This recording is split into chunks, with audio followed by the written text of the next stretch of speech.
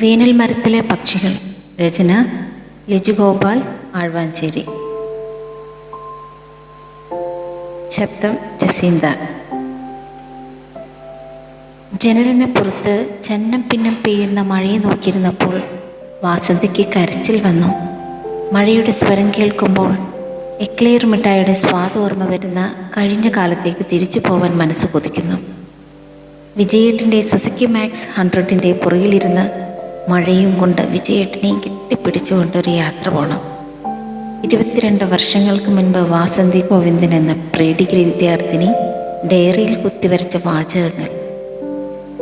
മഴയുടെ സംഗീതത്തെ പതുക്കെ ആസ്വദിക്കവേ വിജയേട്ടൻ്റെ സിഗരറ്റ് മണക്കുന്ന ചുണ്ടുകൾ കൊതിച്ച് താൻ ഒരിക്കലും കൊടുത്തിട്ടില്ലാത്ത ചുംബനങ്ങൾ തന്നെ നോക്കി കൊഞ്ഞനം കുത്താറുള്ള രാത്രികളെ ഓർത്ത് അവളൊന്ന് ചിരിച്ചു. അമ്മ കിടന്നില്ലേ? വാസന്തി പെട്ടെന്ന് നെട്ടിത്തിരിഞ്ഞു നോക്കി. നന്ദമോളാണ്. നല്ല വീതിയുള്ള വയലറ്റ് കളർ ടീഷർട്ടും നീല ഷോർട്ട്സും ഇട്ട് അലസമായി മുടിയിലൊന്ന് തടവിക്കൊണ്ട് നന്ദ സ്റ്റെയർ കേസ് കയറി നടന്നു വരുന്നു. വാസന്തി ചിരിച്ചു. ജനൽ ചേർത്തടച്ചുകൊണ്ട് നന്ദ അമ്മയെ നോക്കി. ജനലും തുറന്നിട്ടിരിക്കുകയാണോ വാസന്തി മാഡം? തണുപ്പടിക്കില്ലേ? വാസന്തിയുടെ മൂക്കിൽ പിടിച്ചുകൊണ്ട് അവൾ കൊഞ്ചി. നീ പോടി നരുന്തേ. നന്ദയെ തള്ളിമാറ്റി വാസന്തി കട്ടലിലിരുന്നു. മേശപ്പുറത്ത് പകുതി വായിച്ചു വെച്ച വേനൽ മരത്തിലെ പക്ഷികൾ എന്ന പുസ്തകം അവളെ നോക്കി ചിലച്ചു. അതിലുപരി അതിൻ്റെ ഗ്രന്ഥകർത്താവിൻ്റെ പേര്. അത് വായിച്ച ശേഷമാണ് ജനൽ തുറന്നിട്ടും മഴ നോക്കി കണ്ടതും GR വിജയരാഘവൻ. ഘനഗംഭീരമായ ആ പേരിന് മുകളിൽ നരച്ച താടിരോമങ്ങൾക്കിടയിൽ തിളങ്ങുന്ന യൗവന ചിരിയിരിച്ച മധ്യവയസ്കൻ്റെ മുഖം. അമ്മ ആ പുസ്തകത്തിലേക്ക് തന്നെ നോക്കിയിരിക്കുന്നത് കണ്ട നന്ദ തെല്ല അത്ഭുതത്തോടെ അമ്മയെ നോക്കി. GR സാറിൻ്റെ പുതിയ ബുക്കാണോ അമ്മേ? ചോദ്യഭാവത്തിൽ നന്ദയെ നോക്കി അവളുടെ മുടിയിൽ പതുക്കി തടവിക്കൊണ്ട് വാസന്തി ഒന്ന് ഏർപ്പെട്ടു. GR sir? അതെ, വിജയേട്ടനിപ്പോൾ GR സാറാണ്. പത്മശ്രീ GR, സാമൂഹിക പ്രവർത്തകൻ, ഗ്രന്ഥകാരൻ, സർവോപരി സന്യാസ ജീവിതം നയിക്കുന്ന സ്വാത്വികൻ. വാസന്തി കണ്ണുകൾ ചിമ്മി തുറന്നു. അതുമാത്രമല്ല നന്ദ, അത് നിന്റെ അച്ഛൻ കൂടിയാണ്. ബാലേട്ടൻ്റെ ഭാര്യയാവുന്നതിന് മുൻപേ നീ എന്ന കുസൃതി കൊടുക്കുകയെ വിത്തെന്നിൽ പാകിയ നിന്റെ അച്ഛൻ. വാസന്തിയുടെ മനസ്സാണ് മന്ത്രിച്ചത്. താൻ ഇപ്പോഴൊരു ഭാര്യയാണ്.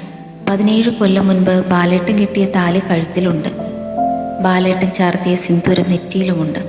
പക്ഷെ എന്തുകൊണ്ടോ വിജയേട്ടനെ പറിച്ചെറിയാൻ അവിടെ ബാലേട്ടനെ പ്രതിഷ്ഠിക്കാൻ മനസ്സനുവദിക്കുന്നില്ല.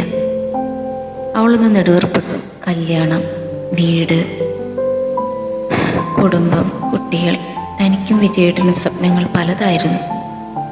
പാലക്കാട്ടെ കുടുംബ വീടിനടുത്തായി ഒരു ചെറിയ വീട് പണിയണം. അതിന് നന്ദനം എന്ന് പേരിടണം. വിജയേട്ടൻ ഒരിക്കൽ പറഞ്ഞത് ഓർക്കുന്നു. പ്രണയമായിരുന്നു കൊടുമ്പിരിക്കൊണ്ട പ്രണയം. തനിക്കായിരുന്നു വിജയേട്ടനോട് പ്രണയം. തൻ്റെ പ്രണയം അംഗീകരിക്കുക മാത്രമാണ് അദ്ദേഹം ചെയ്തത്. അമ്മ, ഈ അമ്മയെ, ഇതിപ്പോൾ ഏത് ലോകത്താ? ചിന്താവിഷ്ടയായ വാസന്തി ആയല്ലോ. നന്ദമോൾ കുലുക്കി വിളിച്ചപ്പോഴാണ് ആ വാസന്തി ഓർമ്മയിൽ നിന്നുണർന്നത്. അവൾ വാത്സല്യത്തോടെ നന്ദയെ നോക്കി. വിജയേട്ടൻ്റെ നുണക്കുഴി പോലെ കിട്ടിയിട്ടുണ്ട് ഈ പെണ്ണിനെ. അതൊക്കെ അവളുടെ കവളിൽ താലോടിക്കൊണ്ട് അവൾ പറഞ്ഞു, പൊട്ടിപ്പോയി ഉറങ്ങിക്കോ, അമ്മ കുറച്ചുകൂടി വായിക്കട്ടെ. ഓക്കേ. അമ്മ ജനൽ തുറന്നിടരുത്, തണുപ്പടിക്കും, പുറത്ത് നല്ല മഴയാണ്. നന്ദ എണീറ്റു വാസന്തിയുടെ മൂർധാവിൽ ചുംബിച്ചുകൊണ്ടാണ് അവൾ ഇത് പറഞ്ഞത്. ഒരു തമിഴ് പാട്ടും മോളി വാട്സപ്പ് തുറന്നുകൊണ്ട് നന്ദ സ്റ്റെയർ കേസ് ഇറങ്ങി. വാസന്തി പതുക്കെ എണീറ്റു. കള്ളത്തരം പെയ്യുന്ന കൊച്ചുകുട്ടികളുടെ ലാഘത്തോടെ അവൾ ജനൽ പതുക്കി തുറന്നു. ശക്തിയായി കാറ്റകത്തേക്ക് വീശി. അവളൊന്ന് ചുമച്ചു. ആസ്മയാണ്. കുറച്ചു കാലമായി വിടാതെ പിടികൂടിയ ദുർബോധം. പൊടിയടിച്ചാൽ, കാറ്റടിച്ചാൽ, മഴ കൊണ്ടാൽ അന്ന് രാത്രി പിന്നെ ശുഭം.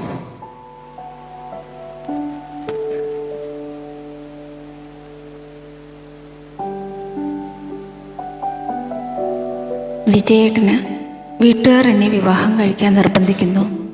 എന്നിലെ ചിന്തകളെ വിജയേട്ടനിൽ കെട്ടിയിടാൻ ഞാൻ ആഗ്രഹിക്കുന്നു. മറുപടി തരിക. അന്ന് മദ്രാസിലെ കർപ്പകം എന്ന മാസികയിൽ ജോലിക്കാരനായിരുന്ന വിജയേട്ടന് തപാലിൽ അയച്ച കത്തോർമ്മ വാസന്തിയുടെ ചുണ്ടുകളെ കരയിപ്പിച്ചു. കല്യാണം ഉറപ്പിച്ചിട്ടും ബാലേട്ടൻ താലി കെട്ടിയിട്ടും വാസന്തി കാത്തിരുന്നു. ആദ്യ രാത്രിയിൽ പ്രതീക്ഷയോടെ കാത്തിരിക്കുന്ന ബാലേട്ടനെ നോക്കി യാതൊരു ദയവുമില്ലാതെ വാസന്തി പറഞ്ഞു, താലി കെട്ടിയതുകൊണ്ട് മാത്രം എൻ്റെ ഭർത്താവാകാമെന്ന് നിങ്ങൾ വ്യാമോഹിക്കണ്ട. നെറ്റിത്തെറിച്ചിരുന്ന ബാലേട്ടൻ്റെ കണ്ണുകളിൽ നോക്കി വാസന്തി തുടർന്നു, എൻ്റെ ശരീരം വിജയേട്ടന് സമർപ്പിച്ചു കഴിഞ്ഞു. എൻ്റെ മനസ്സുകൊണ്ട് ഞാൻ ഭർത്താവാക്കിയ ആൾക്ക് നിങ്ങളെ കേവലം എൻ്റെ അച്ഛനു വേണ്ടി കിട്ടിയതാണ്. വേദനിപ്പിക്കാൻ വേണ്ടിയാണെങ്കിൽ കൂടി അത്രയൊന്നും പറയേണ്ടിയിരുന്നില്ലെന്ന് വാസന്തിക്ക് തോന്നി. എങ്കിലും പാൽ ഗ്ലാസ് ശക്തിയായി മേശപ്പുറത്ത് വെച്ച് അവൾ തിരിഞ്ഞു കിടന്നു. കേട്ടതെന്തെന്ന് മനസ്സിലാക്കാനാവാതെ ബാലകൃഷ്ണൻ എന്ന പാവം തളർന്നുപോയി. ഒരു പാവം സ്കൂൾ മാഷായിരുന്ന അദ്ദേഹം പ്രതീക്ഷിക്കാത്ത വഴിത്തിരിവിലേക്കുള്ള ജീവിതത്തിൻ്റെ പോക്കിൽ അമ്പരന്ന് നിൽക്കുകയായിരുന്നു. അന്നത്തെ കാലത്ത് മദ്രാസിൽ നിന്നും മലയാളത്തിൽ പ്രസിദ്ധീകരിക്കുന്ന ഏക മാസികയായിരുന്നു കർപ്പകം. മാസത്തിലെ ആദ്യത്തെ വെള്ളിയാഴ്ചകളിൽ ഇറങ്ങുന്ന കർപ്പകത്തിൻ്റെ പതിപ്പിന് വേണ്ടി അവൾ കാത്തിരിക്കും. ഓരോ തവണ ആ പുസ്തകം കയ്യിലെടുക്കുമ്പോഴും വിജയേട്ടൻ്റെ ഗന്ധം അവൾ അനുഭവിച്ചു. ഗർഭിണിയാണെന്നറിഞ്ഞപ്പോൾ എല്ലാവരും അഭിനന്ദനങ്ങൾ കൊണ്ട് മൂടിയപ്പോൾ ചെറിയൊരു പുഞ്ചിരി തനിക്ക് സമ്മാനിച്ച് മുണ്ടുമടക്കി കുത്തി കുടയും പിടിച്ച് ഇടവപ്പാതി മഴയിലേക്ക് നടന്നു നീങ്ങിയ ബാലേട്ടൻ്റെ മുഖം നെഞ്ചിലൊരു നീറ്റൽ സമ്മാനിച്ചെങ്കിലും അവൾ പുറത്തു കാണിച്ചില്ല. നന്ദമോൾ പിറന്നപ്പോൾ അവളുടെ നെറ്റിയിലമ്മ വെച്ച് ബാലേട്ടനാണ് ആ പേരിട്ടത്, നന്ദന. പാലക്കാട്ടെ കുടുംബ വീടിനടുത്തായി ഒരു ചെറിയ വീട് പണിയണം, അതിന് നന്ദനം എന്ന് പേരിടണം. വിജയേട്ടൻ പറഞ്ഞ വാക്കുകൾ.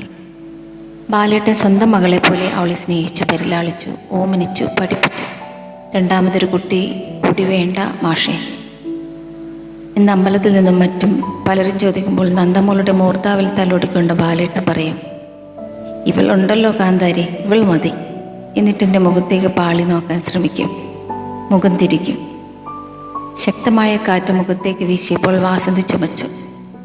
വായും മുഖവും പൊത്തിക്കൊണ്ട് ചുമരിനോട് ചാരി അവളിരുന്നു. വേപതുപോലെ അവളെ നീക്കാൻ ശ്രമിച്ചു.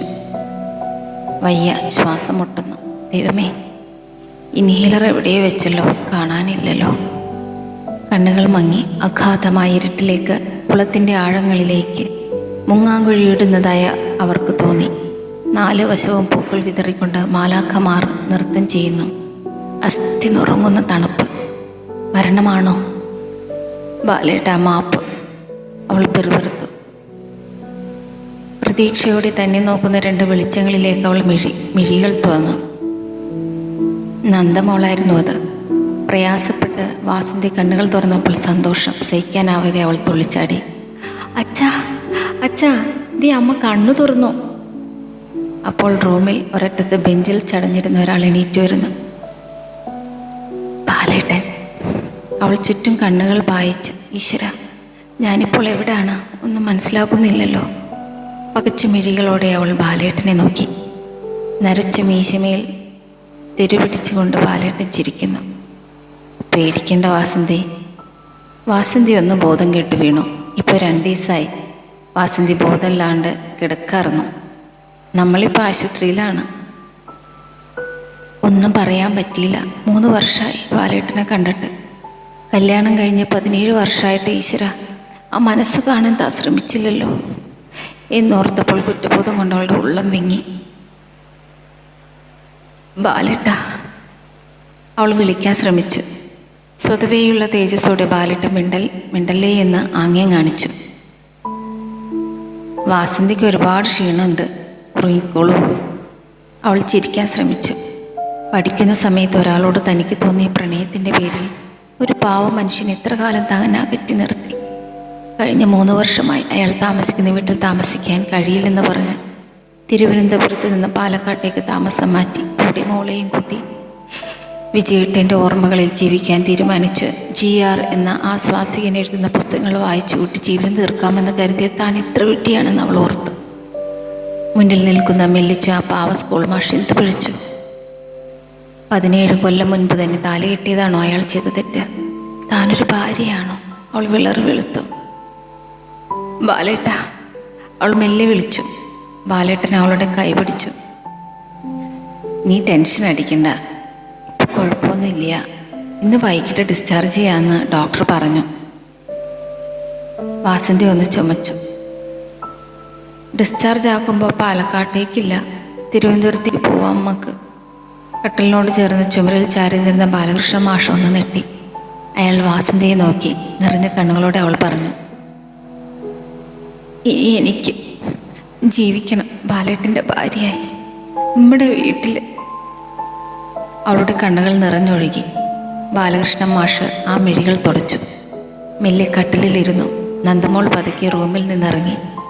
വാതിൽ ചേർത്തടച്ച് നിറഞ്ഞ പുഞ്ചിരിയോടെ വിസിറ്റേഴ്സ് റൂം ലക്ഷ്യമാക്കി അവൾ നടന്നു. അപ്പോൾ അകത്ത് ആദ്യമായി ബാലേട്ടൻ്റെ ചുണ്ടുകൾ അവളുടെ നെറ്റിയിൽ ചുംബനം തീർത്തു.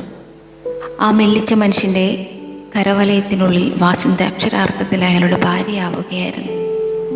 മേശമേലിരുന്നൊരു കുപ്പി ഗ്ലാസ് താഴെ വീണ് പൊട്ടി. പക്ഷെ അതൊന്നും കാര്യമാക്കാതെ അവരിരുവരും 17 വർഷം മുൻപ് മുടങ്ങിയ ജീവിതയാത്ര പുനരാരംഭിക്കാനുള്ള തിരക്കിലായിരുന്നു.